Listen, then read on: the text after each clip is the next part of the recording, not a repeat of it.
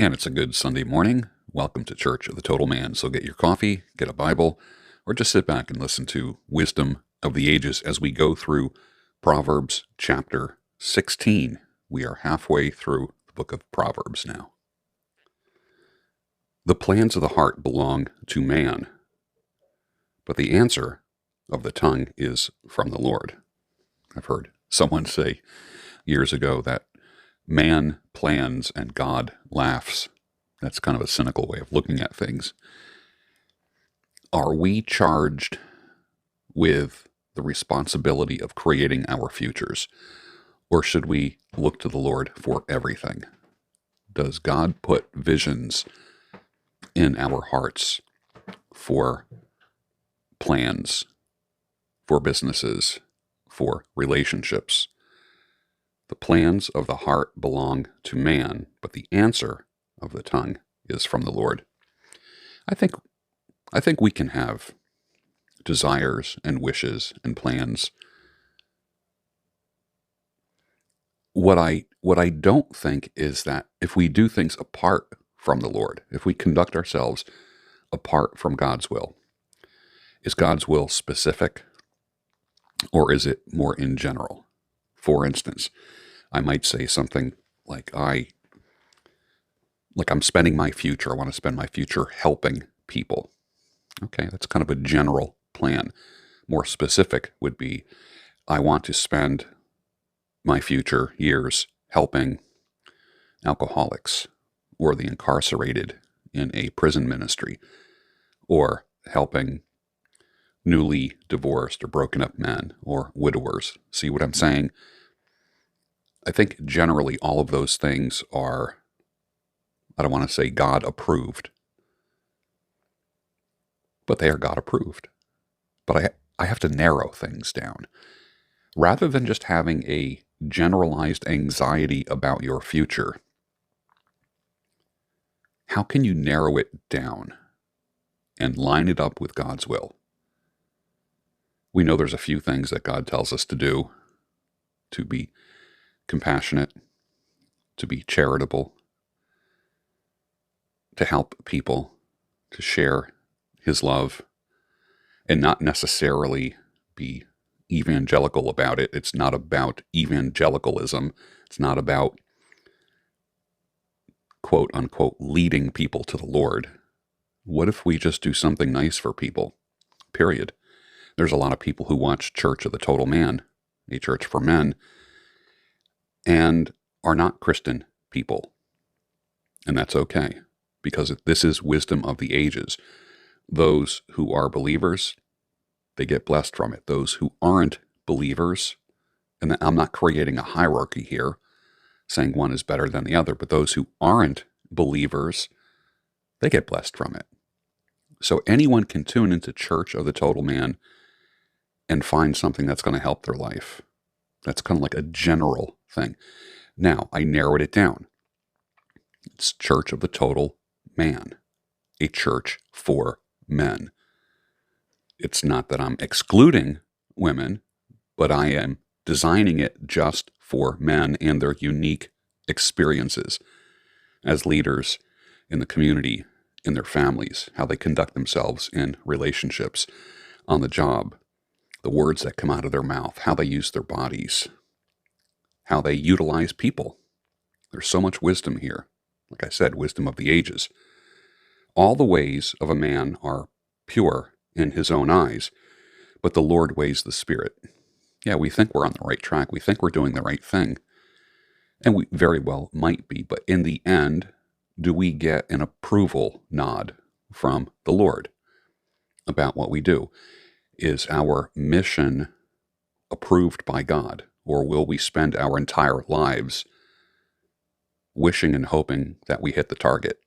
You can see this focus going in the direction of career and purpose and mission.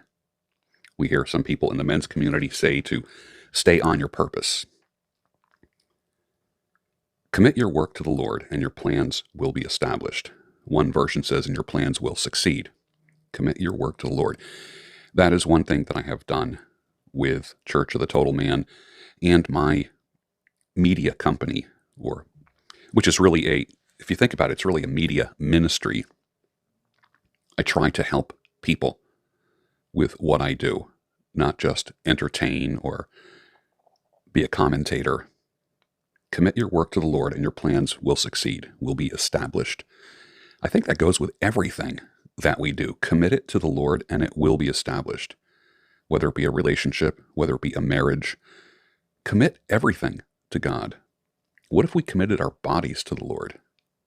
Our thoughts, our hands. Literally, what if you started your day saying, Lord, may these hands serve you by serving people. May these hands help somebody today. How about a prayer like that?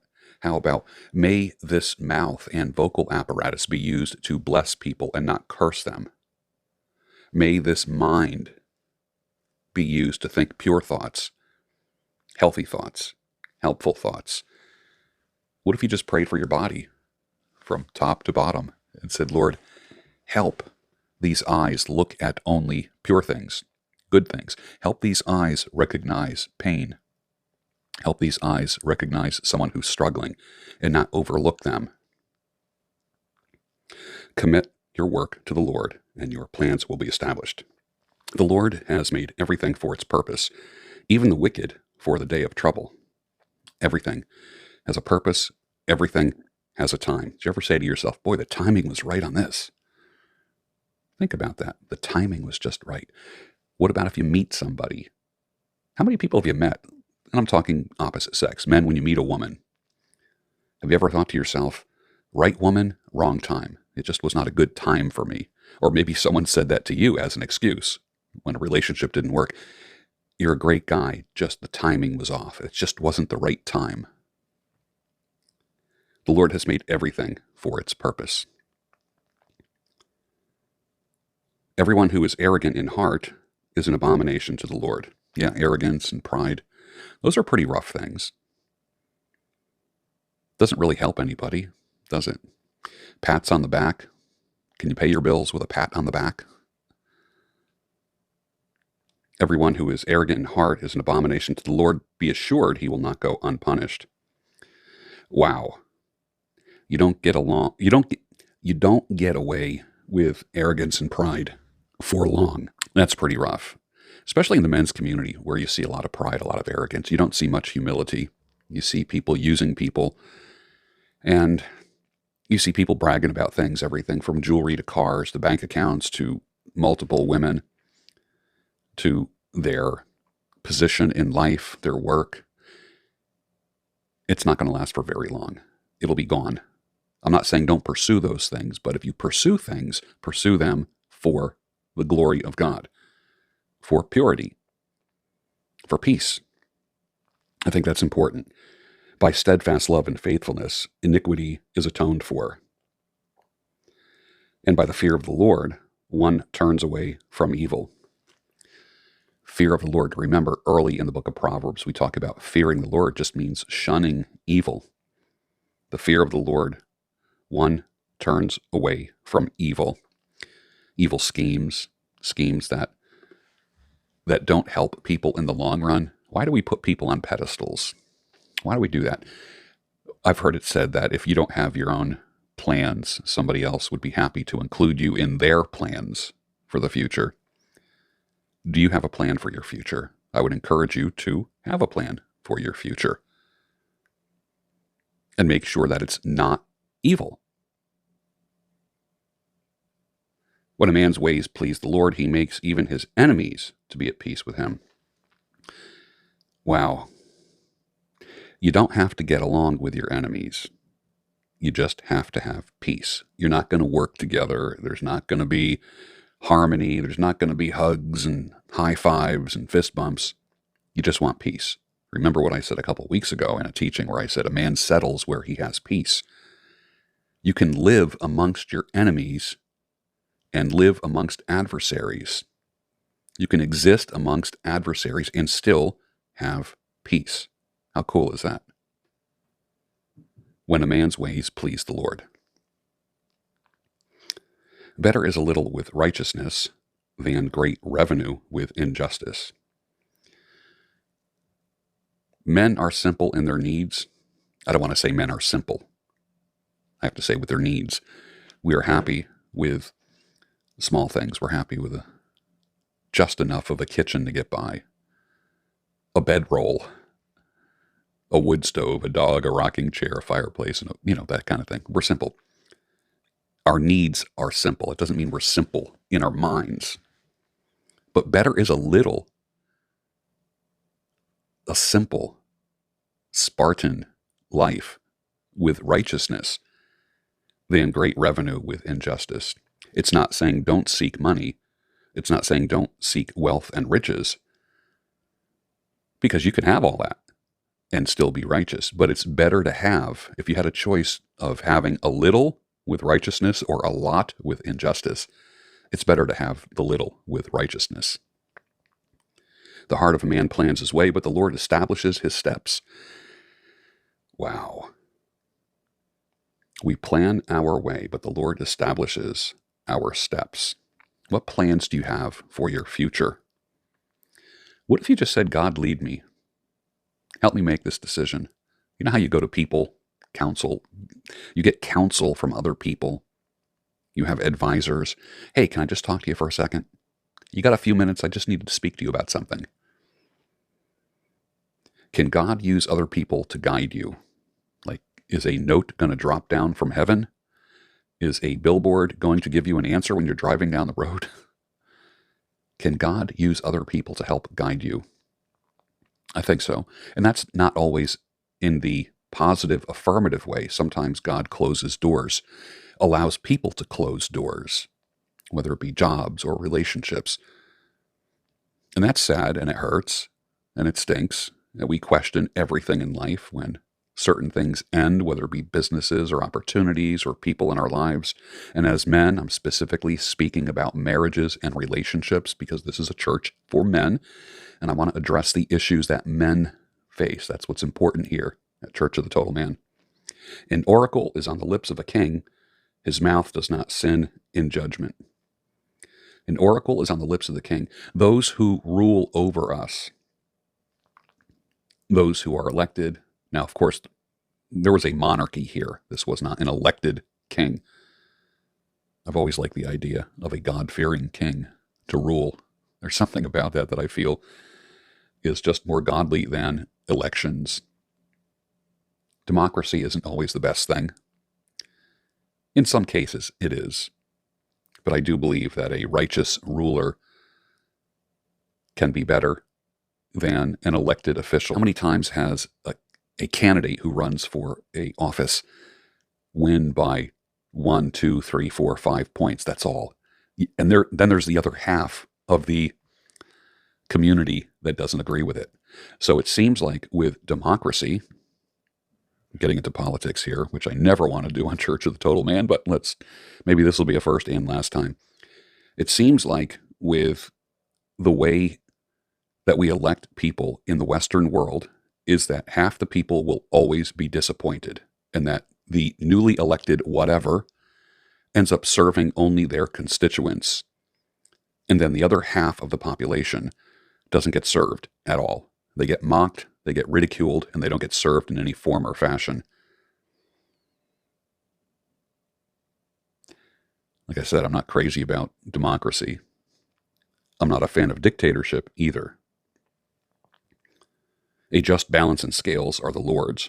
All the weights in the bag are his work. An honest scale, not ripping people off in any way. It is an abomination to kings to do evil, for the throne is established by righteousness.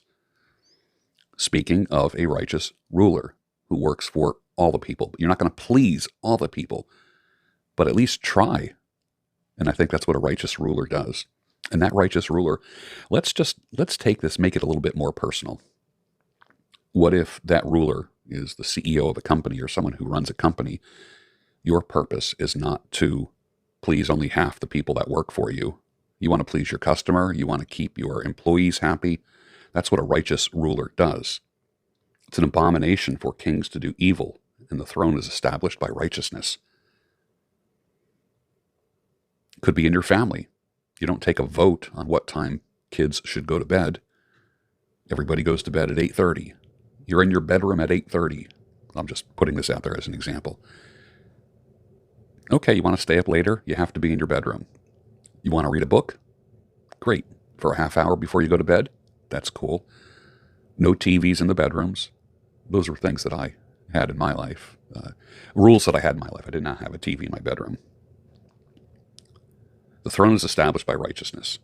There has to be a leader. If there's no leader, if there's no righteous ruler, then people make their own decisions, and people don't always make the right decisions. So when you make decisions as a ruler, whether it be a CEO or a father or the leader in a relationship, you have to take everybody into consideration. Righteous lips are a delight of a king, and he loves him who speaks what is right. A king's wrath is a messenger of death, and a wise man will appease it. If you are being chased somehow, legally, it is in your best interest to try to have peace. In the light of a king's face there is life, and his favor is like the clouds that bring the spring rain. In the light of a king's face there is life. Wow. When you see a ruler, when you see someone who you elected, when you see a leader, is there light and life in their face? Do you get hope from them? For instance, when you come to Church of the Total Man, you hear a brief musical introduction. You have me sitting in my reading room here in front of a microphone with headphones on, with my beard, with my coffee in front of me, with a Bible on my lap. Excuse me a second. As a leader, do you see hope in my face? Do you see hope in what you see on the screen right now? Do you feel that there's help that is being distributed here? That's my purpose. If you feel anything else, then I'm sorry for that. But my intention from the moment that I press record is to create life and healing here and give hope. In the light of a king's face, there is life. I hope you receive life from these broadcasts.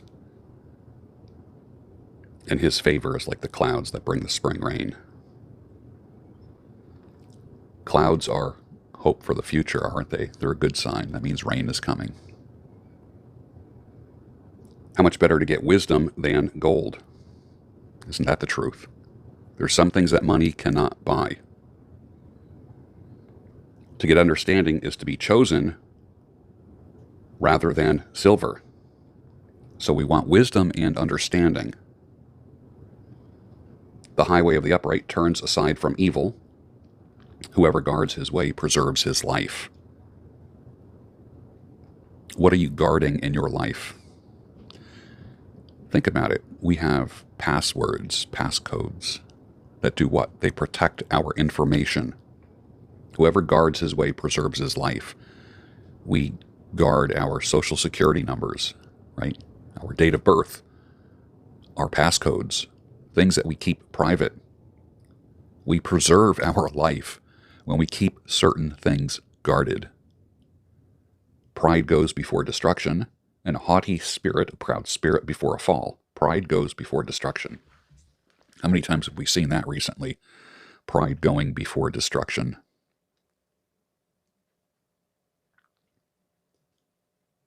It is better to be of a lowly spirit with the poor than to divide the spoil with the proud. It's not saying to be poor, but it's saying it's better to be poor and have a lowly spirit than to be with proud and rich. It's not saying don't be rich, but if you're going to be rich, keep the humility. Remember where you came from. Whoever gives thought to the word will discover good, and blessed is he who trusts in the Lord. Think before you speak will always end up in a good result. The wise of heart is called discerning, and sweetness of speech increases persuasiveness. Measure your words before they come out of your mouth. Good sense is a fountain of life to him who has it, but the instruction of fools is folly. Who are you listening to in your life? What are the content creators? Who are the people that you watch on YouTube and on various social media platforms? Are you listening to the instruction of fools?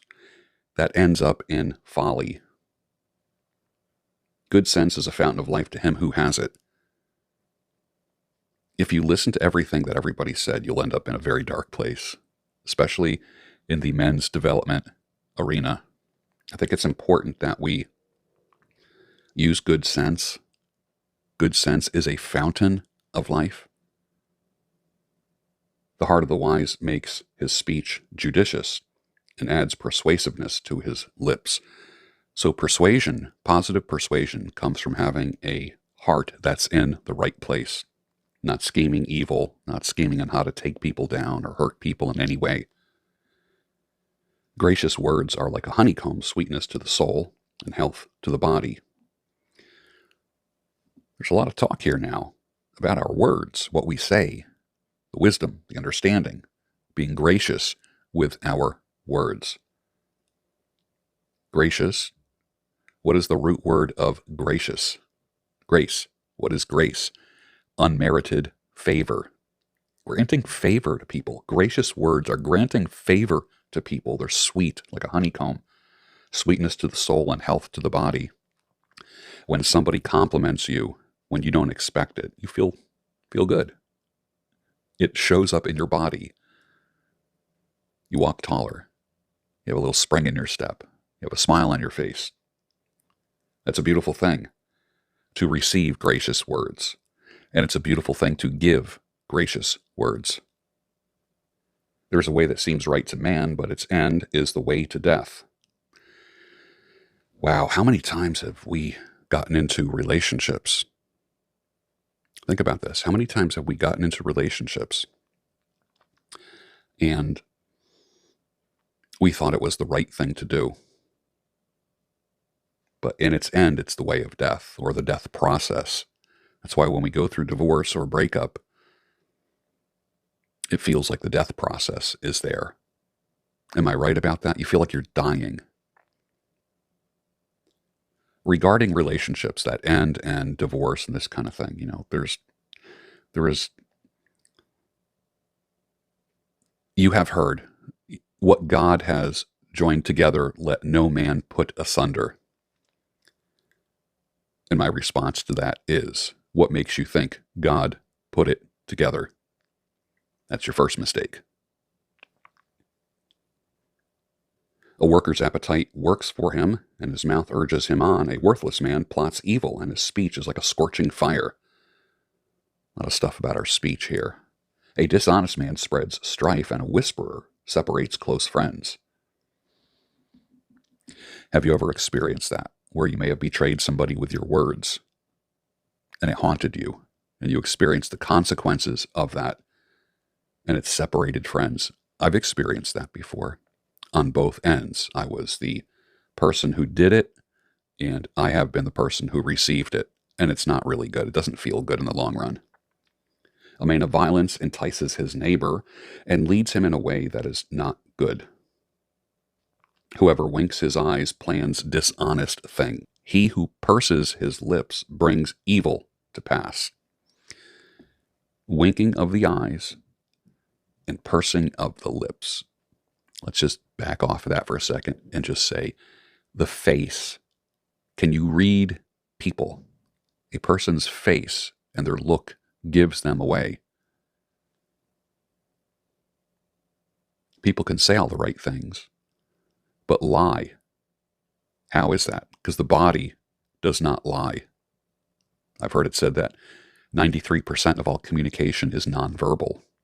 So through body language, facial expressions, we can see if somebody is lying or truthful to us. Gray hair is a crown of glory.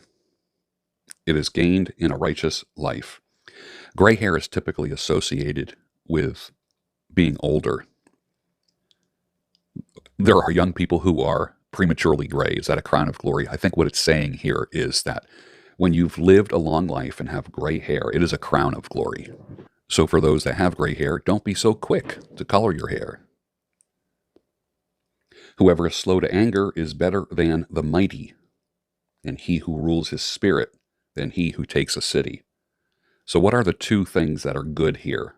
Slow to anger and controlling your spirit.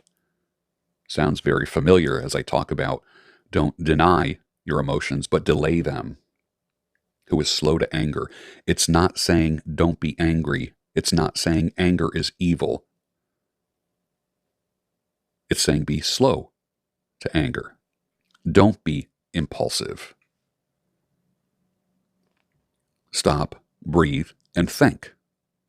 The lot is cast into the lap, but every decision is from the Lord. Do we trust that the things that happen in our life are from the Lord? I think if we are living a righteous life, so many things can be explained. Are things that happen to us, do they happen for our good? That's a hard decision. Did your divorce happen for the good? Did your breakup happen? Did your layoff from work, was that from the Lord? Was that for your good? Those are the enduring questions. Why does God allow suffering? Why is there evil in the world? Why is there cancer? Why do children get sick? Things like that. Questions that I've been hearing my entire life. The lot is cast. In other words, the dice are tossed, but how they land is from the Lord. It takes a lot of trust, doesn't it? It takes a lot of trust in someone who you don't see.